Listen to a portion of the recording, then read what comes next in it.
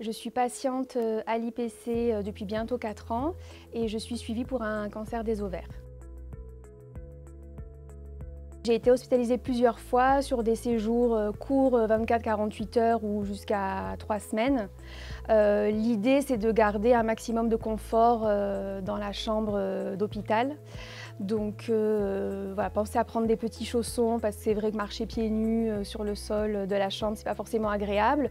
Et quand on a une cicatrice sur le ventre ou au niveau de la poitrine, ça peut être compliqué d'enfiler des chaussettes. Donc voilà, des petits chaussons, on n'y pense pas forcément, mais ça rajoute vraiment du confort.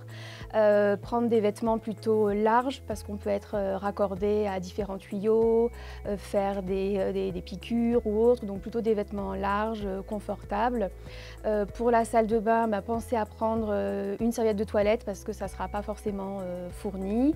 Un gant de toilette aussi parce que les premiers jours, on ne peut pas évidemment prendre de douche par rapport aux pansements ou aux cicatrices. Donc ça permet voilà, de faire une toilette et on est toujours mieux quand on est propre, qu'on se sent bien. Si vous avez envie d'un petit vaporisateur pour parfumer la chambre. Voilà, moi je pense que l'idéal c'est d'amener vraiment le confort de la maison dans sa chambre d'hôpital. Moi j'avais sollicité le psychologue puisque malheureusement l'opération ne s'était pas passée comme prévu. Donc voilà, je me suis sentie un petit peu en difficulté moralement, donc le psychologue est venu tout de suite.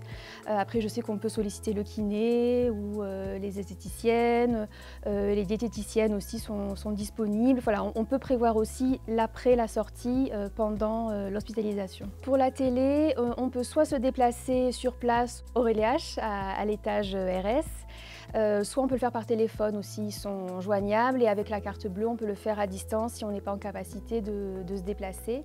On peut avoir aussi un casque si on est à 2 dans la chambre, on peut demander un casque pour pouvoir écouter la télé sans déranger son voisin.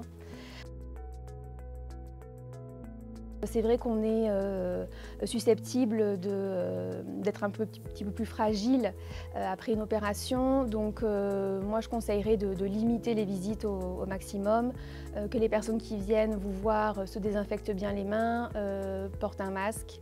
Voilà, c'est vraiment des précautions à prendre pour éviter toute propagation de virus.